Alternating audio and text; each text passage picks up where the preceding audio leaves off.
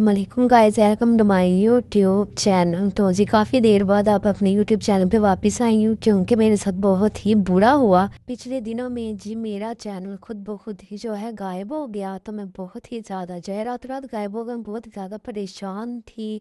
कैसा क्यों हुआ? क्योंकि मेरा अब आके अगर थोड़ा बहुत वॉच टाइम पूरा होना शुरू हुआ था, तो वैसे मेरा वीडियो बनाने का दिल इसलिए नहीं करता क्योंकि आप लोग जो है ना ज़्यादा देखते हैं ना ज़्यादा सपोर्ट करते हैं। तो जी मेरा चैनल वापस कैसे है, वो मुझे कह रहे थे कि अपने चैनल को रिकवर करे, जो कि रिकवर नहीं हो रहा था। मैंने बहुत दफ़ा किया, चैनल रिकवर ही नहीं हो रहा था। फिर मैंने करके छोड़ दिया। उन्होंने कहा था 2 दिन बाद आपको मैसेज आएगा कि आपका चैनल रिकवर हुआ है या नहीं। तो मैं भूल गई थी कि मुझे मैसेज आना है या नहीं। फिर मैंने अचानक से अपने जीमेल में जाकर चेक किया, तो मैंने देखा कि मुझे मैसेज आया हुआ था गेट स्टार्ट का। ये कुछ 1-2 दिन पहले की बात है। तो मैंने वहाँ पर जाके जो अपना चैनल रिकवर किया, तो शुक्र अल्हम्दुलिल्लाह कि रिकवर हो गया।